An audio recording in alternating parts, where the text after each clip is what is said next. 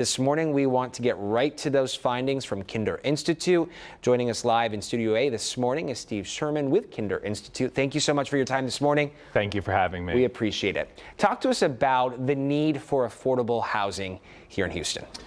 Well, the affordable rental or affordable home ownership? All the above. Let's break it all down. Okay, I'll start with home ownership. So in the past 5 years, in only a 5-year period in Harris County, the median home price increased 43%. Wow. In only 5 years.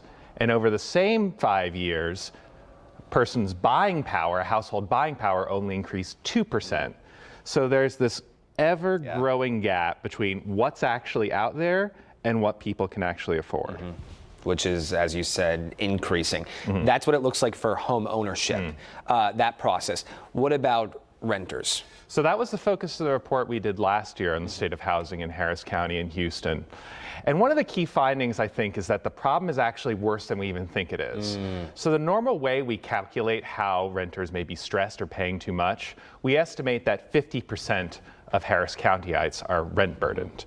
But if you actually take into account the rising cost of everything else, right? You don't need to be a researcher to know that gas has gotten more expensive. Well, it's been stable. Groceries. Food, groceries, a whole host of other things. When you look at all of that, it's more like 60%. And it's hitting families with children the hardest because, you know, they have more daycare bills. They have more medical bills. Families living paycheck to paycheck. Precisely. Solutions here. Do the findings explore any possible solutions for these issues? You know, I think one strength of Harris County and Houston is how much we value partnership and coming together as a community to address our many housing challenges.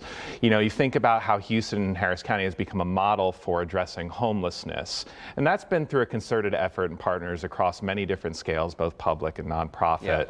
You know, we're working at the Kinder Institute with partners at the Houston Land Bank, at Habitat for Humanity, which is doing some very interesting projects in Northeast Houston, more than just, you know, constructing a home here or there, but building large mixed income communities with social services built in as well. For people not familiar with this research, this comes out once a year? Once a year. Talk to us about what people can take away from these findings. You know, that's a really big and broad question. I think that they can really look towards the partnerships they could be making in their community and also potentially things to look for of our elected officials, certain measures that we might expect in this year's legislative session. Well, I think with it, you get knowledge, right? You gain that knowledge, that insight. You might be experiencing something, but when you turn to the results, you turn to these studies, it might bring you together as a community to say, hey, they're also experiencing this over in Third Ward or over in Galleria. As a journalist, the study is something that I go to and I look toward for story ideas and finding the key issues within the community. And I think one of the important things is we started the State of Housing report in 2020. Yeah. And 2020. 2020 was the middle first of the one. pandemic. Yeah, well, right after it started, right when it came out. That's a whole other story. But at that point in time, people were still talking about Houston and Harris County as an affordable place to live because, right, we're looking at San Francisco, we're looking at other New York major City, cities. we're looking at Austin. But those alarm bells have really been sounding now, I think, since then.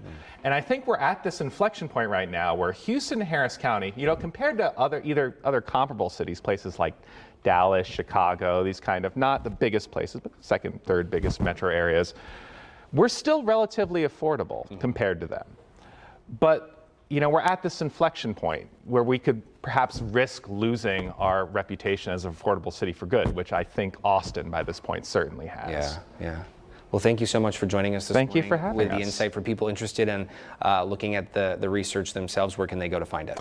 Kinder.rice.edu. It is the State of Housing report, and you can look at every iteration going back to 2020. And we'll make sure there are links to that research inside this story on our website, clicktohouston.com. Steve Sherman, thank you very much. Thank you for having me.